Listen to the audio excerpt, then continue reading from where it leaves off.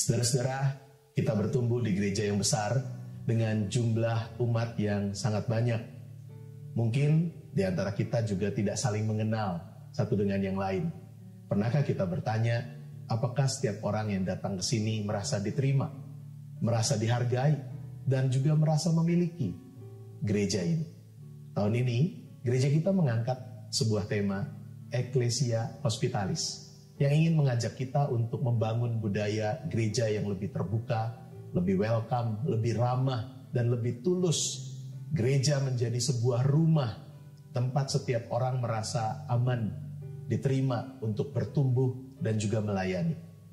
Nah, agar kita bisa memahami tema Ecclesia Hospitalis dengan lebih baik, kami mengundang saudara-saudara sekalian untuk hadir dalam seminar Ecclesia Hospitalis yang akan diadakan pada hari Sabtu, tanggal 26 Juli 2025 di Aula Lantai 6 SMAK BPK Penabur, Gading Serpong ini. Seminar ini akan menjadi ruang belajar bersama, di mana kita akan menggali apa makna Ecclesia Hospitalis, bagaimana kita bisa menerapkannya, dan bagaimana peran kita, apapun bentuknya, dalam pelayanan, karena itu punya arti yang besar dalam membangun tubuh Kristus. Mari bergabung, segera daftarkan diri, dan ajak rekan-rekan sepelayanan kita, karena gereja ini bukan hanya tempat kita untuk datang, menikmati acara-acaranya, tapi ini adalah tempat kita untuk bersama-sama membangun. Sampai jumpa tanggal 26 Juli nanti. Tuhan memberkati.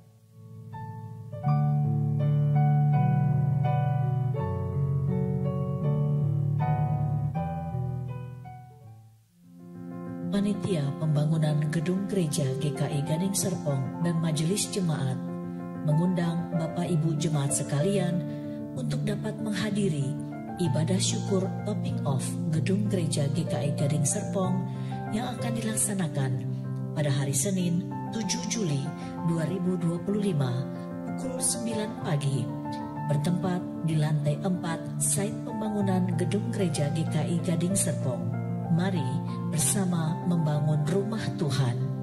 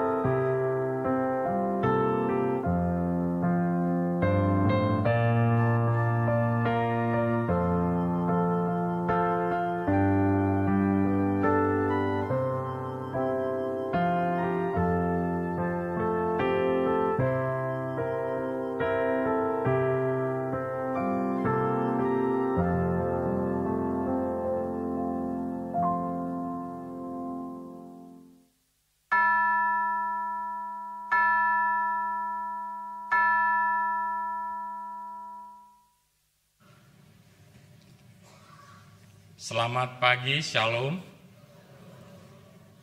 Umat Tuhan yang terkasih, dengan sukacita mari kita memulai ibadah kita. Saya undang bangkit berdiri.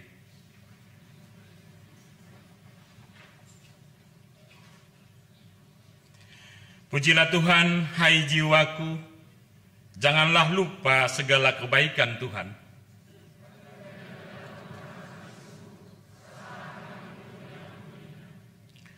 Tuhan memahkotai kita semua dengan kasih setia. Tuhanlah yang memenuhi hasrat kita dengan kebaikan. menjadi masa muda kami baru seperti pada burung Raja Wali.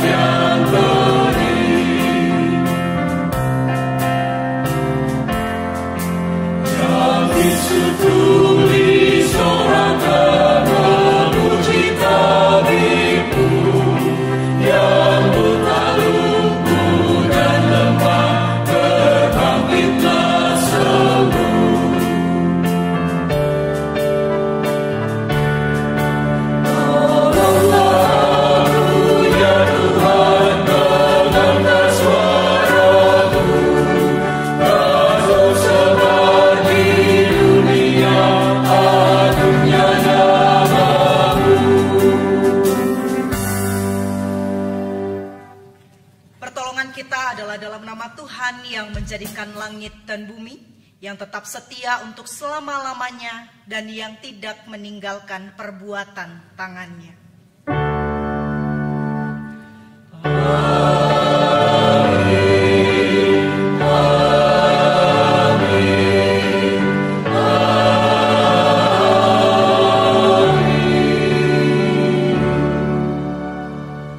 Kasih karunia dan damai sejahtera dari Allah Bapa kita dan dari Tuhan Yesus Kristus beserta pimpinan Roh Kudus menyertai saudara sekalian.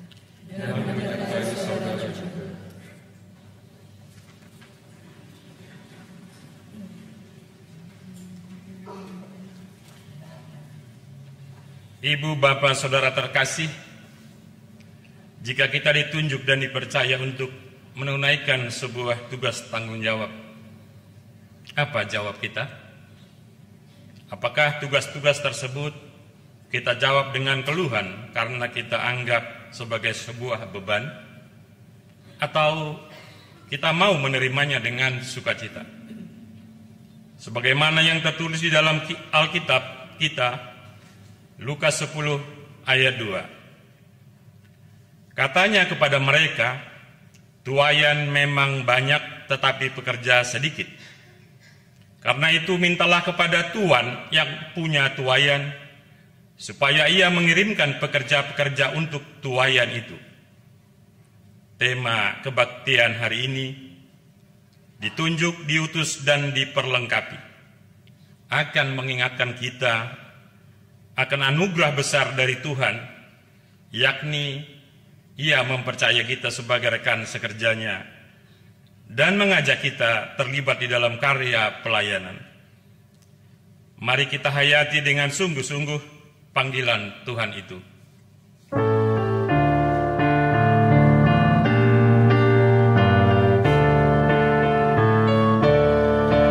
Lihatlah sekeliling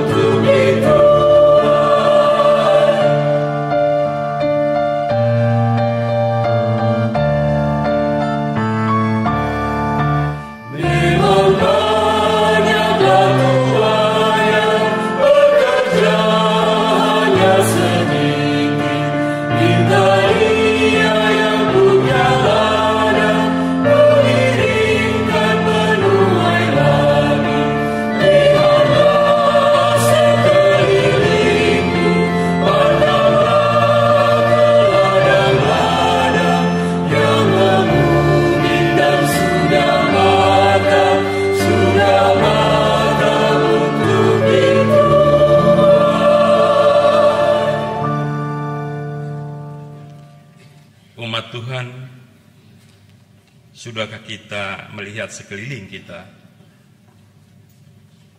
siapkah kita mempertanggungjawabkan apa yang sudah kita kerjakan? Seringkali dalam hidup kita asik dengan kepentingan diri kita sendiri. Kita lupa akan panggilan dan pengutusan yang kita terima dari Tuhan. Bahkan seringkali kita menyia-nyiakan segala sesuatu yang Tuhan sudah lengkapi bagi diri kita. Mari kita mau ambil waktu tunduk dalam doa, menyampaikan rasa sesal kita dan meminta pertolongan Tuhan dalam menjalani panggilannya dengan lebih sungguh. Kita berdoa.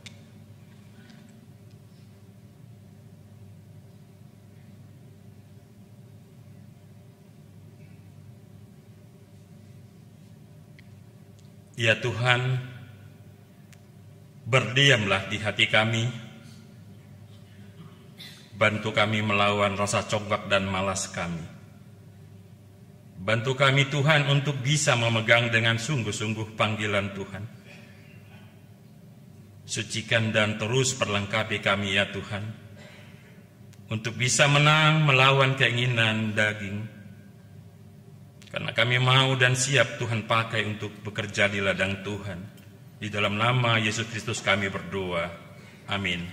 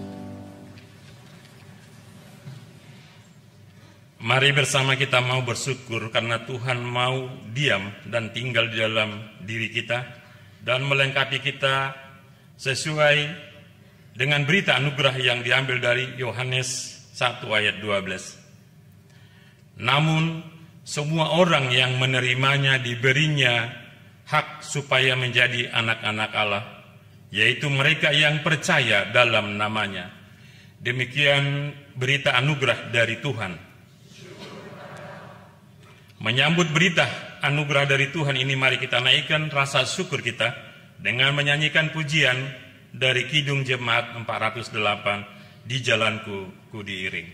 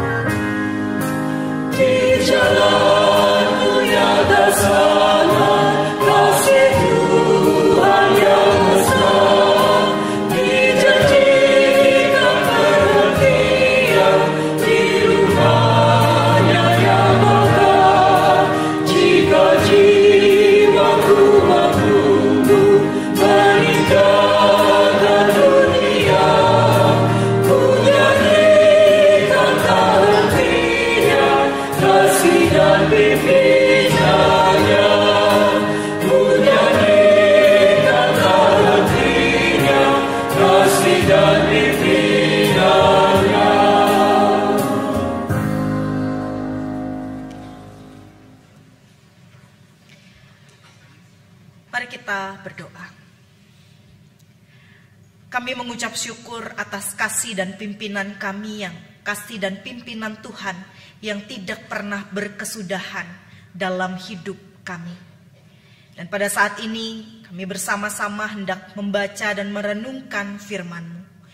Kiranya Roh Kudus-Mu yang memampukan setiap kami, agar kami dapat mengerti dan juga bisa melakukan apa yang Engkau kehendaki dalam kehidupan kami hari lepas hari. Biarlah kami juga boleh diberikan kerendahan hati untuk menerima apa yang Engkau kehendaki dan menjalani setiap hal melalui pimpinan-Mu. Berfirmanlah ya Tuhan, kami sedia untuk mendengarkan. Di dalam nama Tuhan Yesus Kristus kami berdoa. Amin.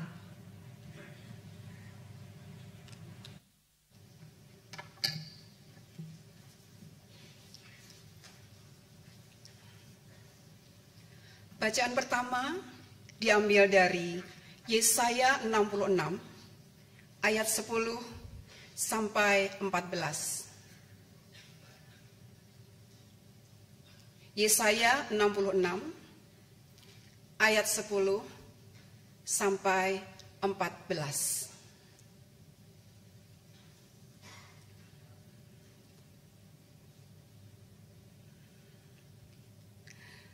Bersukacitalah bersama Yerusalem dan bersorak-sorailah karenanya, hai semua orang yang mencintainya. Bergiranglah bersama dia segirang-girangnya, hai semua orang yang berkabung karenanya, supaya kamu menyusu dan menjadi puas dari susu yang menyegarkan kamu, supaya kamu mengisap dan menikmati susu dari buah dada yang bernas. Sebab beginilah firman Tuhan. Sesungguhnya aku mengalirkan kepadanya damai sejahtera seperti sungai, dan kekayaan bangsa-bangsa seperti batang air yang meluap. Kamu akan menyusu, digendong, dan dibelai-belai di pangkuan. Seperti seorang yang dihibur ibunya, demikianlah aku akan menghibur kamu. Kamu akan dihibur di Yerusalem. Ketika kamu melihatnya, hatimu akan gembira, dan kamu akan seperti rumput yang tumbuh subur. Maka tangan Tuhan akan nyata kepada hamba-hambanya, dan amarahnya kepada musuh-musuhnya. Demikianlah sabda Tuhan.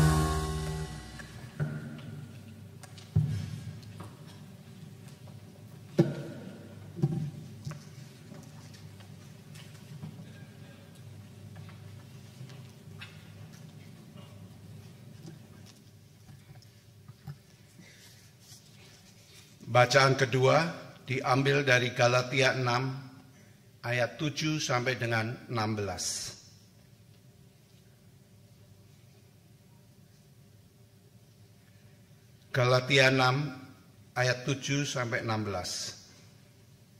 Jangan sesat. Allah tidak membiarkan dirinya dipermainkan, karena apa yang ditabur orang itu juga yang akan dituainya. Sebab siapa yang menabur dalam dagingnya, ia akan menuai kebinasaan dari dagingnya.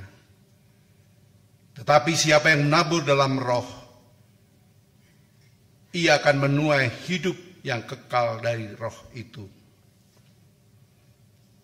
Janganlah kita jemu-jemu berbuat baik, karena apabila sudah datang waktunya, kita akan menuai jika tidak menyerah. Karena itu, selama masih ada kesempatan bagi kita, marilah kita berbuat baik kepada semua orang, tetapi terutama kepada saudara-saudara seiman kita. Lihatlah bagaimana besarnya huruf-huruf yang kutulis kepadamu dengan tanganku sendiri. Mereka yang secara lahiriah suka menonjolkan diri, merekalah yang berusaha memaksa kamu untuk bersunat, hanya dengan maksud supaya mereka tidak dianiayanya karena salib Kristus. Sebab mereka yang menyunatkan dirinya pun tidak memelihara hukum Taurat. Namun mereka menghendaki supaya kamu menyunatkan diri, agar mereka dapat bermegah atas keadaanmu yang lahiriah. Aku sekali-sekali tidak mau bermegah selain dalam salib Tuhan kita Yesus Kristus. Sebab olehnya dunia telah disalibkan bagiku dan aku bagi dunia. Sebab bersunat atau tidak bersunat tidak ada artinya, tetapi menjadi ciptaan baru, itulah yang ada artinya. Bagi semua orang yang memberi dirinya dipimpin oleh kaidah ini, turunlah kiranya damai sejahtera dan rahmat atas mereka dan atas Israel milik Allah. Demikianlah sabda Tuhan.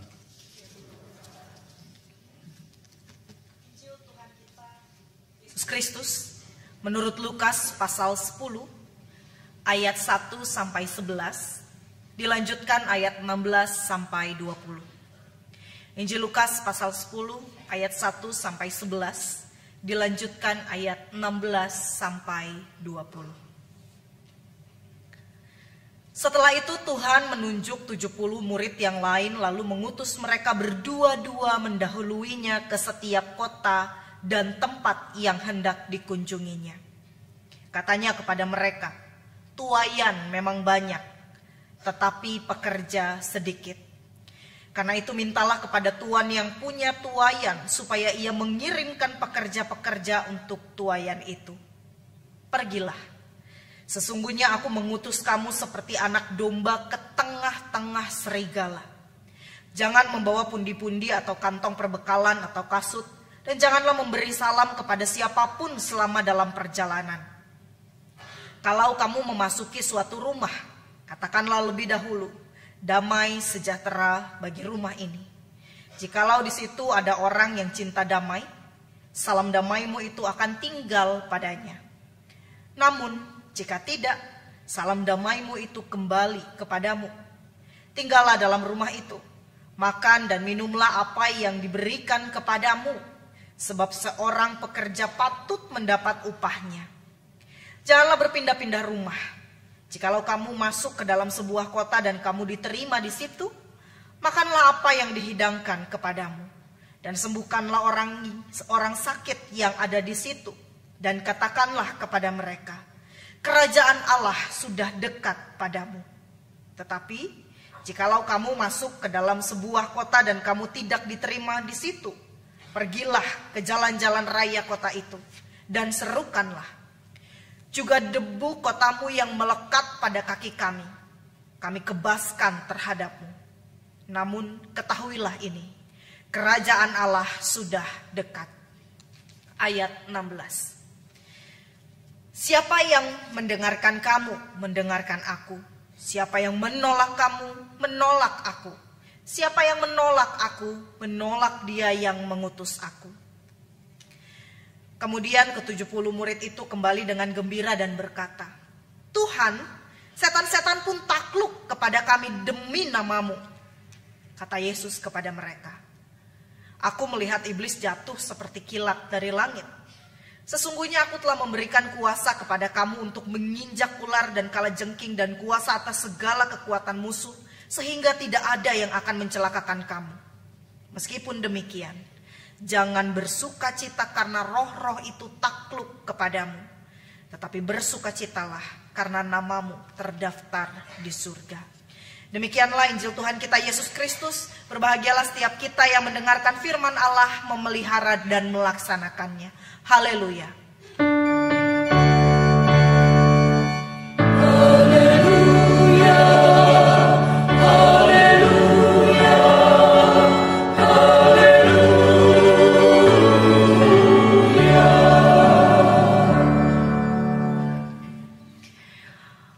Bapak Ibu Saudara, di sebuah desa ada seorang pemuda biasa. Dia bukan siapa-siapa, dia bukan tokoh masyarakat, dia bukan anak orang penting, sehingga kalau sekolah nggak bisa dititip-titip begitu ya. Bukan juga lulusan universitas, tapi dia betul-betul mencintai desanya. Sebab kenapa? Dia lahir dan besar di sana. Jadi dia sudah dikenal dan mengenal seluruh penduduk desa. Bahkan sampai ke pelosok-pelosok terkecil pun dia tahu, oh ini rumahnya bapak ini, anaknya bapak ini ada di mana.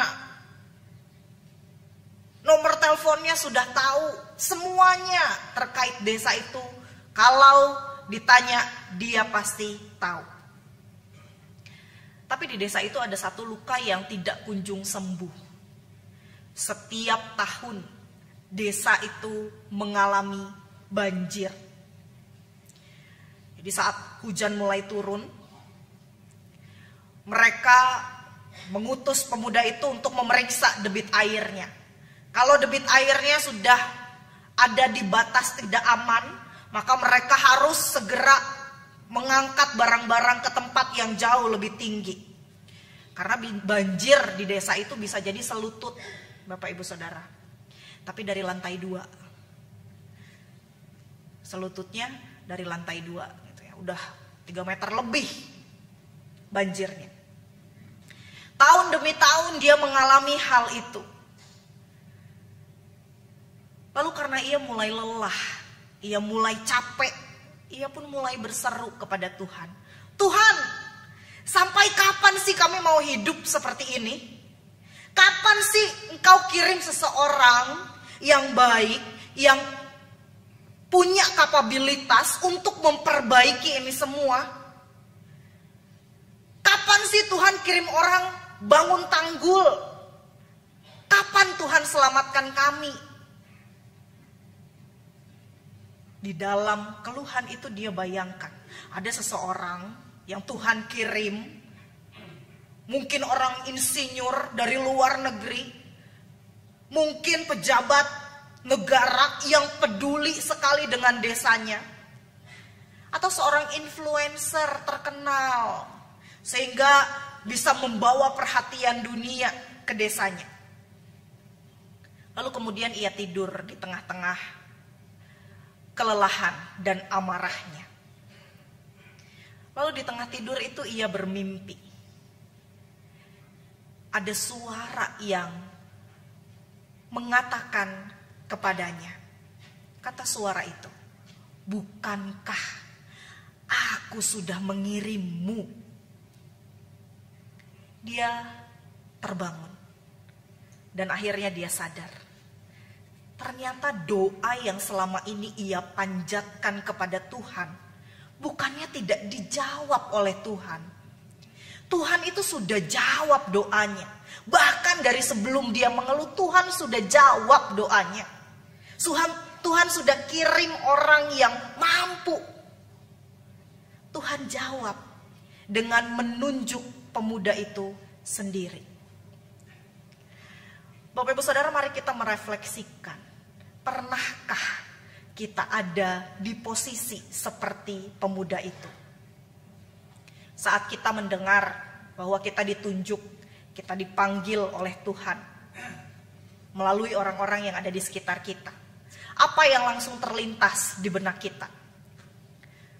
Mungkin kita membayangkan bahwa Tuhan itu sedang panggil seseorang, dan harusnya Tuhan ketika panggil itu pilih orang yang paling layak, paling siap, paling mampu, paling rohani, paling mengerti isi Alkitab.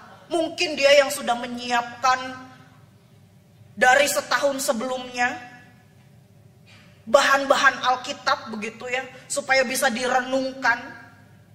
Kita bayangkan seperti seseorang sedang mencari pemain untuk masuk di timnas. Orang yang tercepat, orang yang terkuat, orang yang terbaik, orang yang terhebat. Lalu kita pun mulai membuat daftar-daftar alasan. Ada 1001 alasan, mungkin 1.000.000 alasan yang bisa kita pakai. Saya bukan lulusan teologi, gak bisa, gak ngerti. Saya bukan orang hebat, gak bisa ngomong di depan orang banyak. Kalau ngomong di depan orang banyak, aduh, saya gugup, saya gagu. Saya ini masih banyak kelemahannya. Saya ini gak punya waktu untuk melayani. Saya ini bukan tipe pemimpin. Jangan utus saya Tuhan, utus dia aja. Dia lebih mampu dibandingkan saya. Kita pikir panggilan Tuhan itu bukan untuk saya, tapi buat orang lain. Saya ini bukan yang ditunjuk, maka tunjuk aja orang lain. Tapi Bapak Ibu Saudara, mari kita perhatikan bacaan kita yang pertama dalam Yesaya pasal 66. Bacaan ini menggambarkan bahwa Tuhan itu bicara bukan kepada orang-orang yang sudah hebat, sudah sempurna, sudah tidak pernah jatuh ke dalam dosa. Tidak. Yesaya pasal 66 menunjukkan bahwa Tuhan itu bicara kepada umatnya yang justru lagi lelah, lagi capek, lagi hancur, butuh penghiburan dari Tuhan. Dan ini bukan dalam kondisi yang sempurna, bukan dalam kondisi yang sedang baik-baik saja. Tuhan katakan kayak seorang ibu yang menghibur. Demikianlah dia akan menghibur setiap kita. Nah, ini kalimat yang luar biasa sekali. Tuhan mulai panggilan kita pertama-tama itu dengan penghiburan. Dan ini prinsip dari hidup beriman kita. Kita ditunjuk itu bukan karena kita sudah kuat, tapi kita ditunjuk karena Tuhan itu sungguh-sungguh mengasihi kita. Sama seperti seorang ibu yang panggil dan rawat anaknya. Bukan karena anaknya sudah sempurna, sudah baik, sudah bagus, nilainya selalu perfect, bukan. Tapi karena anak itu adalah miliknya, anak itu dikasihinya. Begitu juga Tuhan. Artinya Bapak Ibu Saudara, sebelum kita diutus, Tuhan pasti lebih dulu memberikan kita makanan secara rohani. Tuhan kasih kekuatan, Tuhan memberikan kasih, Tuhan memberikan kehangatan buat kita. Tuhan gak langsung bilang, ayo kamu sudah saya tunjuk, maka langsung kerja. Tidak, Tuhan kuatkan kita dulu. Tuhan katakan, tenang, saya ada di sini menemanimu, menghiburmu. Tenang, engkau akan aku berkati. Tenang, engkau akan aku peluk, aku jaga. Jadi Bapak Ibu Saudara, ketika kita ditunjuk Tuhan, dan ketika kita merasa tidak layak untuk penunjukan itu, terlalu kecil untuk penunjukan itu, kita merasa terlalu lemah untuk melayani Tuhan, itu bukan alasan untuk kita menolak panggilan Tuhan, penunjukan dari Tuhan. Justru itu adalah tanda buat kita bahwa kita harus betul-betul sepenuhnya bergantung hanya kepada Tuhan. Dan setelah Tuhan menunjukkan kasih-Nya kepada kita, setelah Ia menghibur, memeluk, menguatkan, Tuhan juga gak mau kita hanya tinggal diam, menikmati kasih Tuhan dengan ongkang-ongkang kaki. Tuhan mengutus kita untuk pergi. Seperti yang Yesus katakan di dalam bacaan Injil kita pada hari ini, di dalam Lukas pasal 10. Ketika Yesus mengutus 70 murid-murid yang lain, ada pesan yang Tuhan katakan, aku mengutus kamu seperti domba ke tengah-tengah serigala. Ini punya makna yang sangat kuat sekali Bapak Ibu Saudara. Ini kalimat yang tidak Tuhan tutup-tutupi atau manis-maniskan ketika melayaninya. Yesus nggak katakan untuk mengutus kita, membuat kita mau. Dia tidak mengatakan, tenang, saya utus kamu ke tempat yang nyaman. Tenang, saya utus kamu ke tempat yang aman. Tenang, saya utus kamu ke tempat yang baik-baik saja. Tidak. Yesus katakan, aku mengutus kamu seperti domba ke tengah-tengah serigala. Dari sini kita tahu bahwa Yesus mengerti bahwa dunia ini bukan taman bunga, bukan Disneyland. Dia nggak sedang mengirim kita ke tempat yang bersih dari dosa, yang hanya bisa main-main dalam hidup ini. Tapi Tuhan utus kita ke tengah dunia yang licik, mungkin kasar, penuh tekanan, dan penuh dengan jebakan. Dia tahu tekanan yang kita rasakan itu nyata. Dia tahu perjuangan yang harus kita alami, harus kita perjuangkan itu berat. Dia tahu bahkan kadang menjadi orang Kristen yang setia itu kayak berjalan sendirian melawan arus. Capek. Kita merasa salah sendiri dibanding yang lain. Kita merasa aneh sendiri dibanding yang lain. Dan justru karena Ia tahu semua itu, maka Ia pilih kata-kata ketika Ia mengutus. Aku mengutus kamu seperti domba. Tuhan tidak utus kita seperti serigala, Dia utus kita seperti domba. Apa artinya? Hal yang pertama, Tuhan itu gak mau kita berubah menjadi serigala. Bukankah itu godaannya ketika kita umat Kristen ada di dalam dunia ini? Saat kita hidup di dunia yang keras, saat kita hidup di dunia yang tidak nyaman, kita tergoda untuk bertahan dengan cara dunia. Kita tergoda untuk berbohong. Karena kan semua orang juga gitu. Kita tergoda untuk bersikap licik. Karena kalau nggak gitu, kita nggak akan bisa bertahan di dunia yang keras ini. Kita tergoda untuk ikut-ikutan gaya teman. Karena kita tahu, kalau tidak seperti itu kita akan dikucilkan. Kita akan di left out dari teman kita. Bapak Ibu Saudara, Tuhan tidak pernah menghendaki kita untuk berubah menjadi serigala. Apalagi serigala berbulu domba. Tuhan gak panggil kita untuk menang dengan cara dunia. Tuhan panggil kita untuk tetap menjadi domba. Bukan karena domba itu lemah, tapi karena domba itu dengar dan kenal suara gembalanya. Hal yang kedua, kalau yang tadi ekstrim menjadi serigala. Yang satu lagi ekstrim, hanya menjadi domba yang tanpa perlawanan. Tuhan gak mau kita hanya jadi korban yang gak berdaya. Ketika kita merasa terlalu lemah, ketika kita merasa terlalu kecil, ketika kita merasa terlalu tidak berdaya, kita merasa ya gak mungkin lah kita bisa bertahan di tengah kerasnya dunia ini. Akhirnya kemudian kita menyerah. Kita biarkan hidup kita jadi bulan-bulanan, sang serigala-serigala. Kita jadi seperti orang yang selalu kalah. Ya ini kan nasibnya orang Kristen. Memang begini nasibnya. Kita gak melawan, kita gak berdiri, kita hanya diam dan menyalahkan nasib kita. Padahal Yesus juga tidak pernah mengutus kita hanya untuk jadi korban. Yesus katakan dalam ayat 16, sesungguhnya aku memberikan kuasa kepadamu untuk menginjak ular dan kalajengking dan kuasa untuk menahan musuh. Sehingga gak ada yang akan bisa membahayakan kamu, kata Tuhan. Jadi kita diutus itu bukan untuk kalah dan tanpa persiapan, bukan untuk menyerah, bukan juga untuk membalas dunia dengan cara dunia. Tapi kita diutus untuk bawa damai dimanapun kita berada. Untuk hidup benar di jalan yang bengkok. Untuk tetap jadi domba bahkan ketika hidup kita ada di tengah-tengah serigala. Bukan karena domba itu kuat.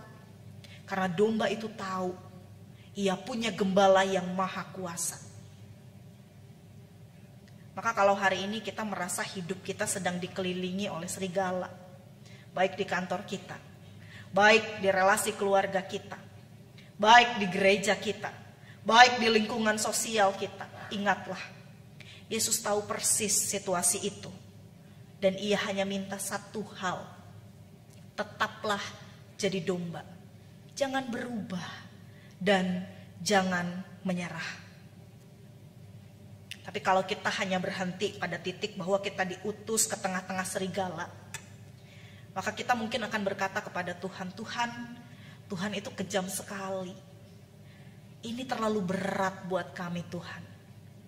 Aku gak sanggup kalau aku harus jadi domba di tengah-tengah serigala. Tapi jangan lupa Bapak Ibu Saudara, bahwa Tuhan yang mengutus juga adalah Tuhan yang pasti memperlengkapi kita. Tuhan gak pernah suruh seseorang untuk pergi ke pertempuran dengan tangan yang kosong, tanpa perlengkapan apapun. Tuhan gak pernah menaruh beban tanpa menyediakan bahu untuk penanggungnya. Maka dalam Mazmur yang kita sama-sama nyanyikan, dalam Mazmur pasal 66, mengingatkan setiap kita penghiburan Tuhan, bahwa Dia yang membuat hidup kita, dan Dia tidak akan pernah membiarkan kaki kita goyah. Artinya, Tuhan mempertahankan hidup kita. Tuhan menopang kaki kita. Tuhan membuat kita tetap berdiri, bahkan saat dunia mencoba untuk menjatuhkan kita. Tapi seringkali kita pandang bahwa perlengkapan Tuhan itu harus berupa mukjizat-mukjizat besar yang luar biasa dan spektakuler, yang di luar nalar setiap kita. Sementara kita lupa bahwa Tuhan pun melalui sehari-hari kita turut bekerja di dalam diri kita. Dan itu pun mukjizat dari Tuhan. Dan itu juga adalah bagian dari perlengkapan Tuhan.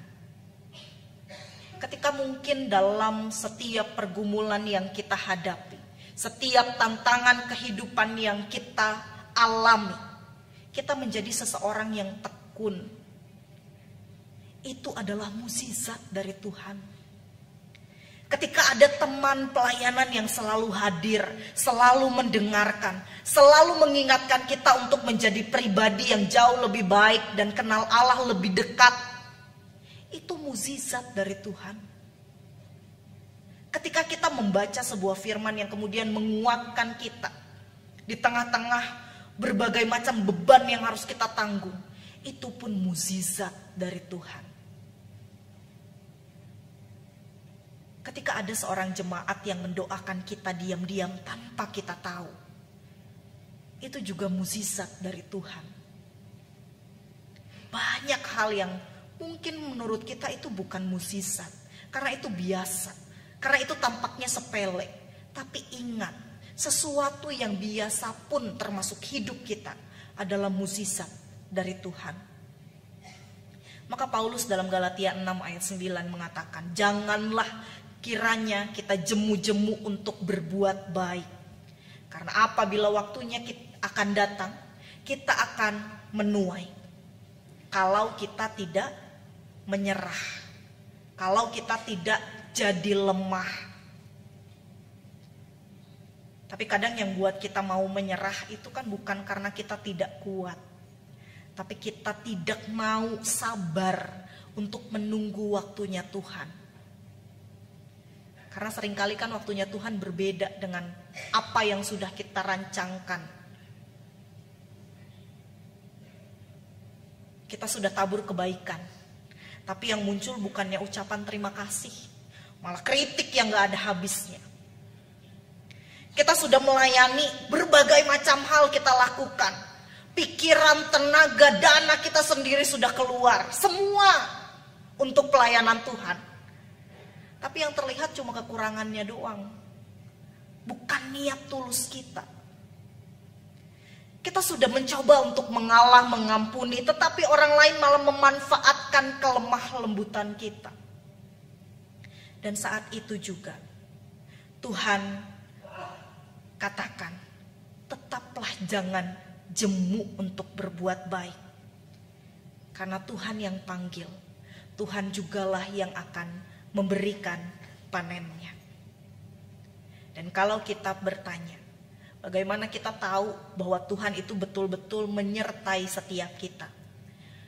Lukas 10 ayat 20 mengatakan, jangan bersukacita karena roh-roh itu takluk kepadamu, tapi bersukacitalah karena namamu terdaftar di surga. Artinya ukuran keberhasilan kita bukan hasil yang mungkin bisa kita hitung, bisa kita timbang. Tapi kesetiaan kita kepada Tuhan yang kenal kita. Sebab kita bukan diutus hanya untuk sukses secara duniawi, tapi untuk setia betul kepada Tuhan. Dan itulah perlengkapan terbesar dari Tuhan. Kita dikenalnya, kita dijaganya, kita tidak dilupakannya. Maka Bapak Ibu Saudara, kalau saat ini kita sedang merasa lelah karena dunia ini terlalu keras, kalau kita rasa pelayanan kita tidak dihargai dimanapun, di kantor, di rumah, sebagai kepala rumah tangga, ibu rumah tangga, anak-anak, atau hidup kita terasa sepi dan berjalan sendiri, ingat, Tuhan itu tidak pernah mengutus tanpa memperlengkapi. Kita memang adalah domba, tapi kita domba yang ditunjuk oleh kasih Allah, diutus oleh Tuhan sendiri, dan diperlengkapi oleh kekuatan Roh Kudus. Dan kalau kita tetap berjalan dengan langkah yang setia, meskipun mungkin perlahan, tapi satu demi satu, Tuhan janji, seperti yang dikatakan dalam Galatia 6 ayat 9, bahwa pada waktunya kita akan menuai.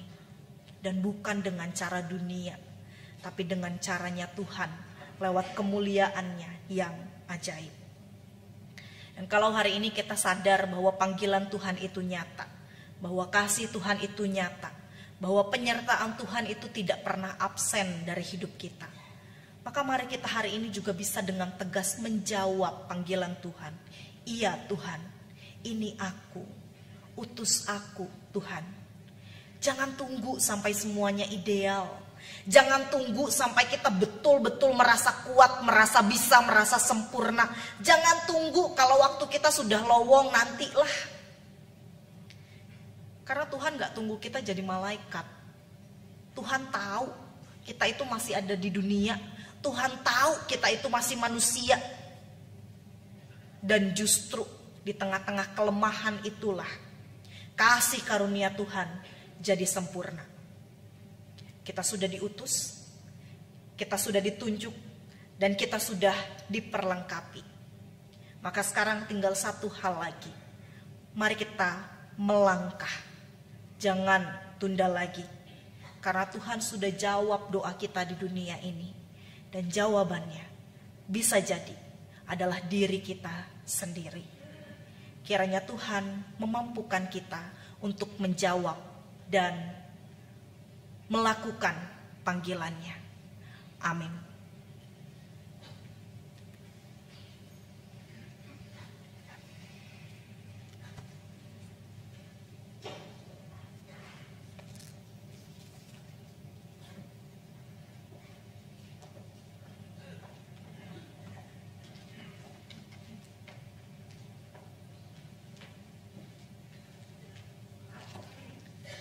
Jemaat diundang bangkit berdiri. Marilah kita bersama dengan umat Allah dari masa lalu, masa kini, dan masa depan mengingat pengakuan pada baptisan kita menurut pengakuan iman rasuli. Aku percaya kepada Allah, Bapa yang Maha Kuasa, Khalik langit dan bumi, dan kepada Yesus Kristus, Anak yang tunggal Tuhan kita, yang dikandung dari Roh Kudus, lahir dari anak darah Maria, yang menderita sengsara di bawah pemerintahan Pontius Pilatus, disalibkan, mati dan dikuburkan, turun ke dalam kerajaan maut, pada hari yang ketiga, bangkit pula dari antara orang mati, naik ke sorga, duduk di sebelah kanan Allah, Bapa yang Maha Kuasa, dan dari sana Ia akan datang untuk menghakimi orang hidup dan yang mati. Aku percaya kepada Roh Kudus, gereja yang kudus dan am, persekutuan orang kudus, pengampunan dosa, kebangkitan orang mati dan hidup yang kekal. Amin. Silahkan duduk kembali.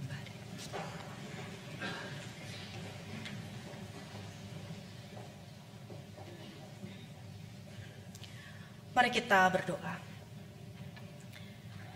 Ya Allah, kami mengucap syukur untuk panggilan dalam kehidupan kami. Kami mengucap syukur juga untuk penyertaan-Mu yang tidak pernah berkesudahan. Meskipun seringkali kami mengecewakan-Mu, meskipun seringkali kami menduakan-Mu dengan ego kami sendiri. Tetapi biarlah pada saat ini kami boleh berubah, kami boleh menjadi lebih rendah hati, menerima apa yang Engkau kehendaki dalam kehidupan kami, menerima panggilan-Mu dan menjalankan pelayanan untuk memuliakan nama-Mu. Dan kami juga berdoa ya Tuhan, untuk pergumulan setiap kami. Biarlah di dalam pergumulan kami, dalam setiap rencana kami ke depan, kami boleh dengan kerendahan hati merajut setiap rancangan kami untuk seturut dengan apa yang Engkau kehendaki, dan boleh menjalaninya dengan sukacita dan semangat serta hikmat yang daripada-Mu. Kami berdoa juga untuk saudara-saudara kami, bahkan mungkin kami yang saat ini sedang sakit dan lemah tubuh. Biarlah Engkau memulihkan keadaan kami, menjamah satu persatu melalui makanan, minuman, obat-obatan yang dikonsumsi, serta istirahat yang dilakukan. Biarlah kami boleh beraktivitas seperti sedia kala. Bilapun Tuhan punya rencana lain dalam kehidupan kami, bilapun sakit penyakit itu masih Tuhan izinkan untuk ada dalam diri kami, maka ya Tuhan, biarlah kami boleh meyakini bahwa kuasa Tuhan juga sempurna bahkan di tengah-tengah kelemahan kami. Oleh karena itu ya Tuhan, ajarlah kami untuk tetap bersaksi, boleh sabar juga, dan tetap terus berpegang pada Engkau. Berdoa untuk setiap orang yang merawat orang-orang yang sakit. Ya Tuhan, kiranya Engkau memberikan kekuatan, kesabaran bagi setiap kami yang merawat orang sakit. Biarlah kami juga boleh menunjukkan bagaimana kasih Tuhan itu nyata, sebagaimana Tuhan sudah mengasihi kami dan juga saudara-saudara kami. Kami berdoa untuk gereja kami, biarlah GKI Gading Serpong dapat menjadi perpanjangan tangan-Mu di dunia ini dalam setiap program pelayanan yang sudah disusun.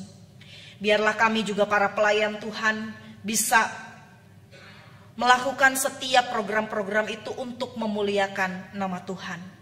Berdoa untuk proses pembangunan jemaat GKI Gading Serpong, biarlah setiap kami boleh terlibat di dalamnya. Biarlah kami juga boleh melayani Engkau di dalam kehidupan kami. Untuk proses pembangunan gedung gereja, Tuhan, kiranya juga Engkau cukupkan segala sesuatunya. Biarlah Engkau juga yang mengetuk hati setiap kami untuk dapat terlibat dalam proses pembangunan gedung gereja. Untuk orang-orang juga yang sudah terlibat, Tuhan kiranya Engkau memberikan kesehatan dan juga keselamatan dan keharmonisan bagi orang-orang yang terlibat di dalamnya. Berdoa untuk bangsa dan negara kami. Biarlah Engkau yang memimpin para pemerintah agar setiap keputusan yang diambil dan diputuskan boleh seturut dengan hikmat yang daripadamu dan boleh menyejahterakan rakyat Indonesia. Inilah doa kami ya Tuhan yang kami naikkan di dalam nama Tuhan Yesus Kristus. Amin.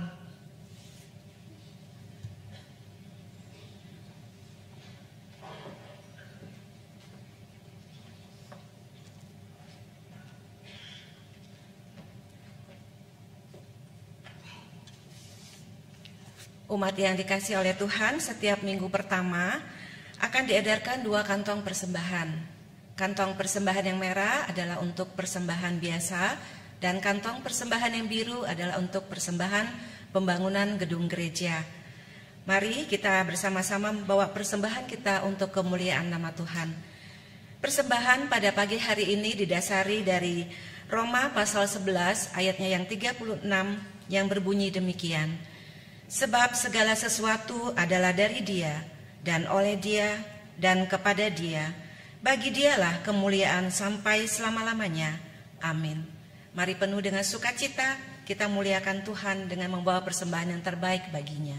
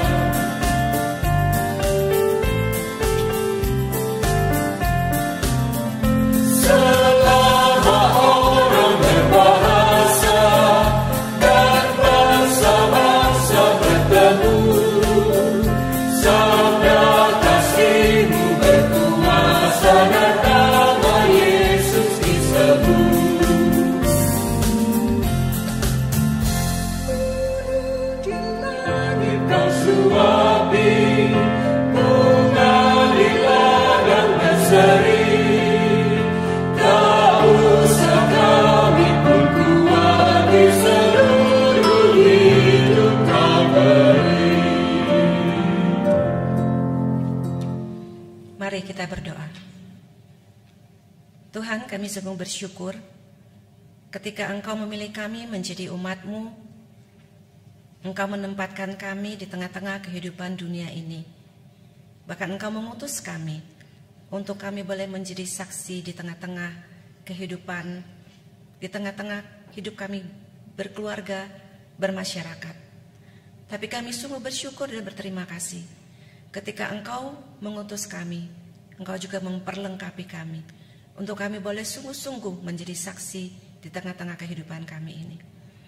Dan di tengah ibadah ini kembali kami bersyukur, kami juga boleh bersama-sama memberikan persembahan sebagai ungkapan syukur kami atas semua berkat dan anugerah yang Tuhan boleh nyatakan di dalam kehidupan kami. Berkatilah persembahan ini sehingga setiap rupiah itu boleh sungguh dipakai untuk kemuliaan nama Tuhan saja. Inilah doa kami ya Tuhan. Di dalam nama Tuhan Yesus kami mengucap syukur dan berdoa. Amin.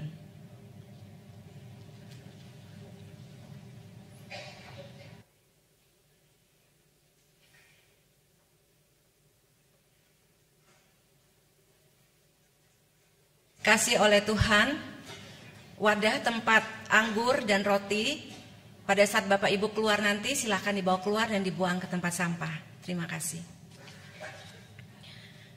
Kita akan mengakhiri ibadah kita dengan pengutusan.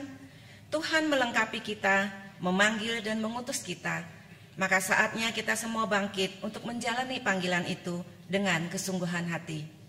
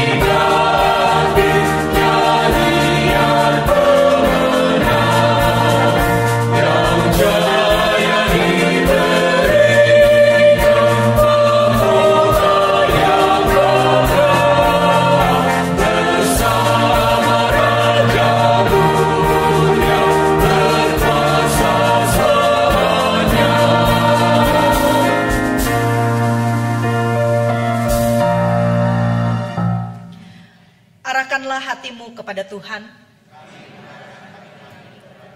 jadilah saksi Kristus, terpujilah Tuhan. Kini terimalah berkat Tuhan. Tuhan memberkati engkau dan melindungi engkau. Tuhan menyinari engkau dengan wajah-Nya dan memberi engkau kasih karunia. Tuhan menghadapkan wajah-Nya kepadamu dan memberi engkau damai sejahtera.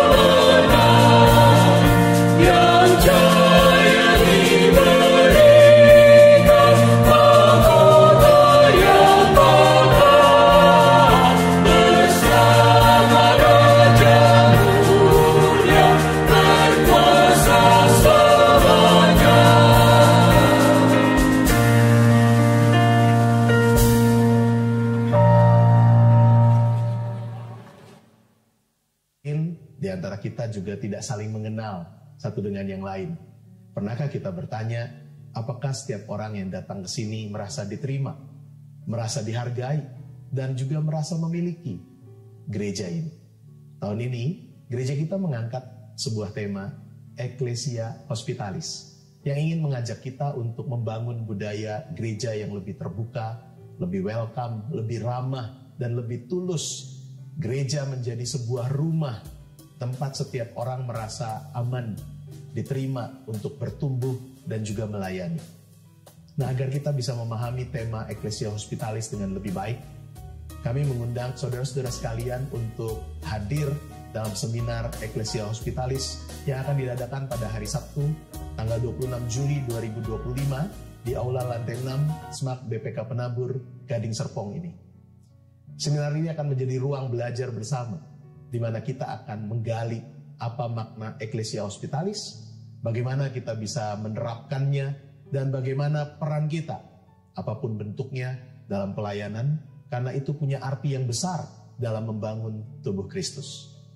Mari bergabung, segera daftarkan diri, dan ajak rekan-rekan sepelayanan kita, karena gereja ini bukan hanya tempat kita untuk datang, menikmati acara-acaranya, tapi ini adalah tempat kita untuk bersama-sama membangun. Sampai jumpa tanggal 26 Juli nanti. Tuhan memberkati.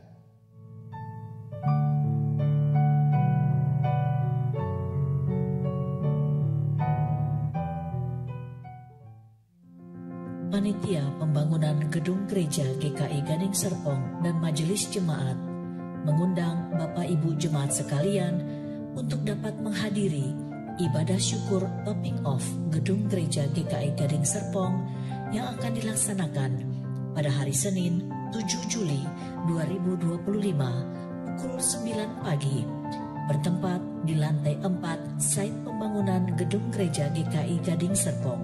Mari bersama membangun rumah Tuhan.